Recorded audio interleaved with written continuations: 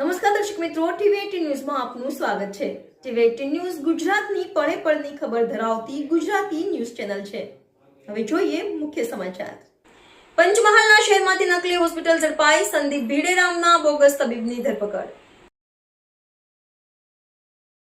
ગુજરાતમાં નકલી કોટ પોલીસ કર્મી ડોક્ટરની સિલસિલો યથાવત છે, ત્યારે પંચમહાલના ગોધરા શહેરમાંથી નકલી હોસ્પિટલ ઝડપાઈ હોવાનું સામે આવ્યું છે, જેમાં કોઈ પણ પ્રકારની ડિગ્રી વગર બોગસ તબીબ દ્વારા ખોટી રીતે હોસ્પિટલ ખોલીને લોકોના સ્વાસ્થ્ય સાથે ખિલવાડ કરવામાં આવતો હતો।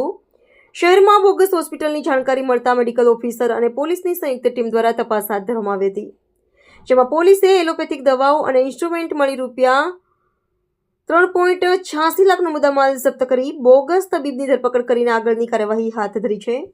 પંચમહાલના ગોધરા શહેરમાંથી કોઈપણ પ્રકારની માન્યતા પ્રાપ્ત ડિગ્રી વગર ગેરકાયદેસર રીતે હોસ્પિટલ ચાલતી હતી, જેમાં ગોધરા શહેરના ભૂરાવાવ વિસ્તારમાં સંદીપ ભીંડે નામનો વ્યક્તિ કોઈપણ પ્રકારની તબીબી ડિગ્રી વગર આસ્થા નામની હોસ્પિટલ ચલાવી રહ્યો હતો।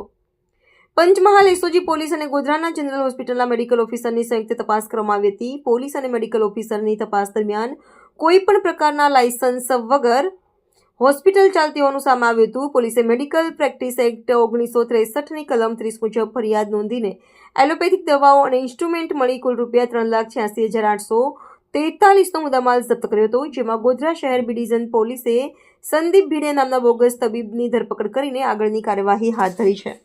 ટીવી18 ન્યૂઝ ગુજરાતી, પંચમહાલ।